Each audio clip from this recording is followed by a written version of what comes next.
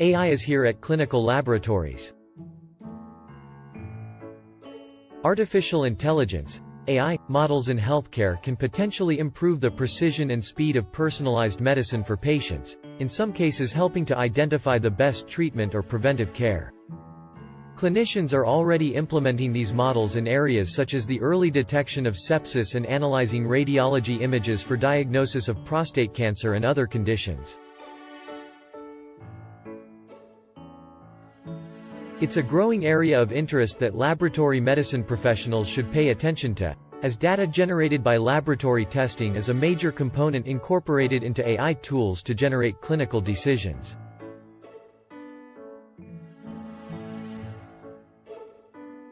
Clinical AI and a subset of AI known as machine learning, ML, can be used for tasks in a broad range of fields from precision medicine to population health. The Laboratory Medicine and Computational Healthcare Department at Yale School of Medicine in New Haven, Connecticut have discovered a main advantage, which is the speed because these tools rely on computerized instead of manual tasks.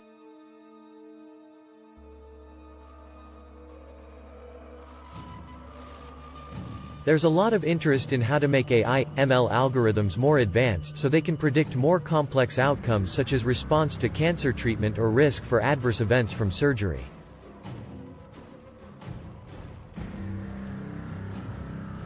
Clinicians focus on understanding individual patients and their trajectories, explained Tylis Chong, MD, Vice Chair of Pathology Informatics for Northwell Health, Chief Medical Information Officer for the Health Systems Pathology Service Line, and Medical Director for North Shore University Hospital Laboratories, in Manhasset, New York.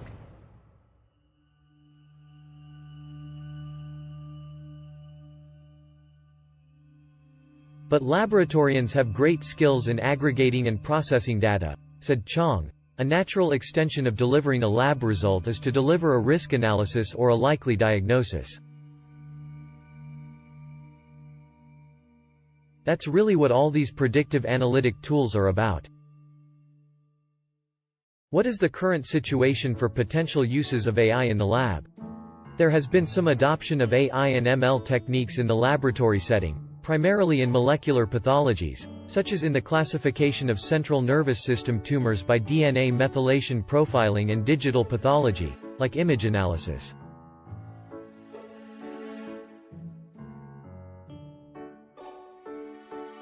Still, it's been going slowly, it just hasn't been widely accepted. A review paper highlighted some examples of AI, ML that have been studied in the lab, such as predicting laboratory test values, improving laboratory utilization, automating laboratory processes, promoting precision laboratory test interpretation, and improving laboratory medicine information systems, some with impressive accuracy.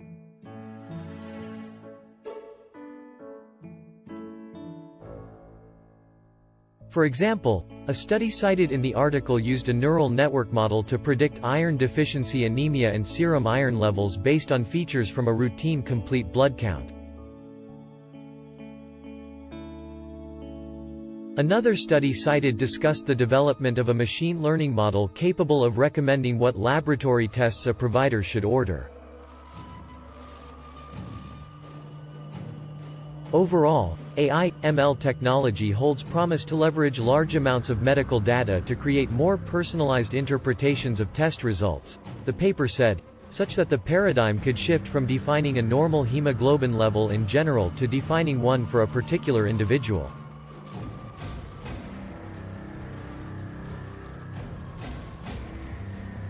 Chemistry and immunology laboratories are particularly well suited to leverage machine learning because they generate large, highly structured datasets. Labor-intensive processes used for interpretation and quality control of electrophoresis traces and mass spectra could benefit from automation as the technology improves. Because clinical chemistry laboratories also generate digital images, such as urine sediment analysis, that may be highly conducive to semi-automated analyses, given advances in computer vision, the paper noted.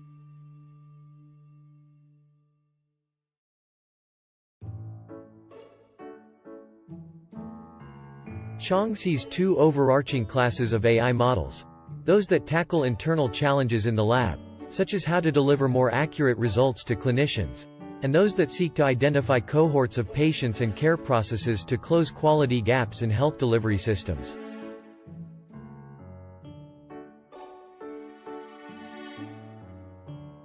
When other healthcare professionals are working with electronic health records or other applications, there could be AI-driven tools or algorithms used by an institution's systems that may draw on laboratory data.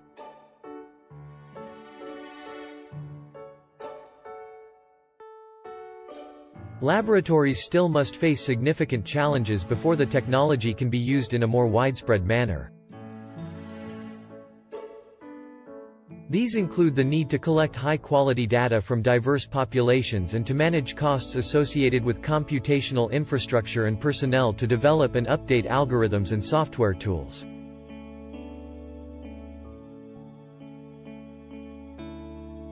In this relatively new field, there also have been no guidelines on best practices to clinically validate the algorithms. The College of American Pathologists within the past year formed a committee to help establish laboratory standards for AI applications. Although it's still unclear what role federal and state regulators will take, the Food and Drug Administration has convened a committee to look into AI-driven devices.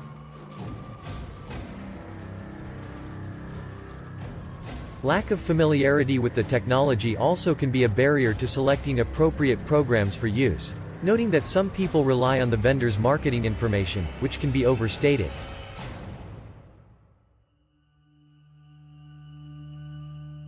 In that case, laboratory professionals can ask for help from someone else at their institution knowledgeable about the field and can aid in assessing these models.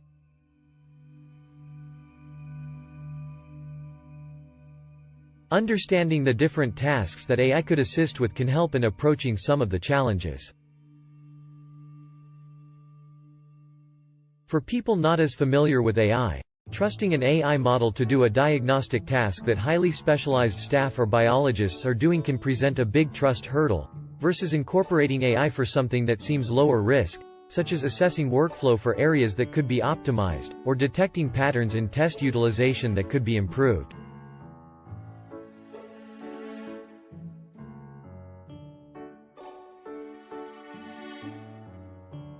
These are things that would add value, and that nobody in the lab may have the bandwidth to do today.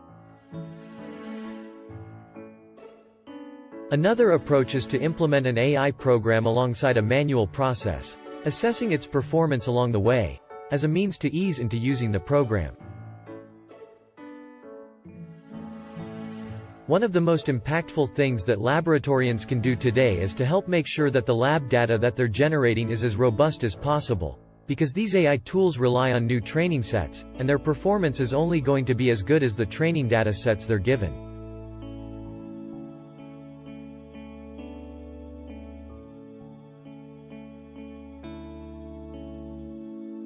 There are ethical considerations when using AI in medicine, too. One is data access, and another is how to properly get consent from patients to include their data in larger pools.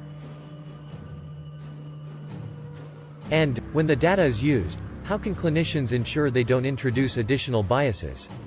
The models we produce are only as good as the data we collect.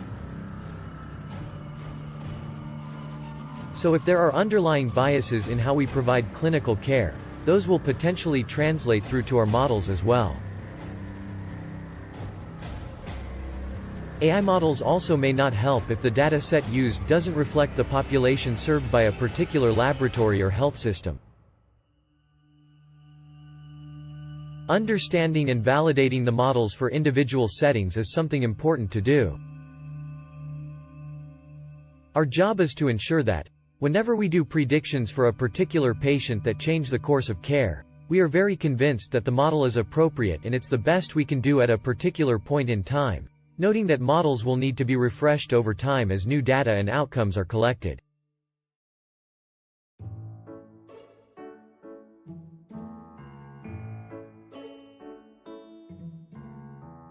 To help with data access and related issues, the National Institutes of Health launched its Bridge 2 AI program to generate new flagship biomedical and behavioral datasets.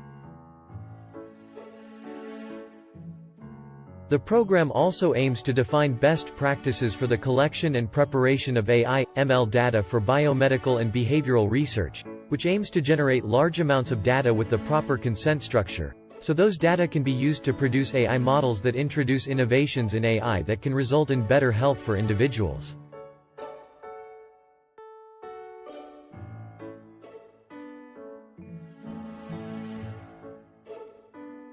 In the future, AI will be incorporated directly into more devices and instruments, and laboratory directors might not be choosing standalone AI programs. Instead, AI features may be incorporated into larger software packages they're considering.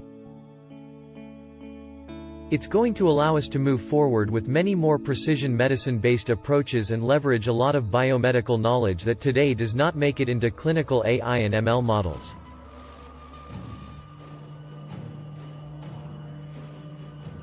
With more and more data, the models tend to just get better.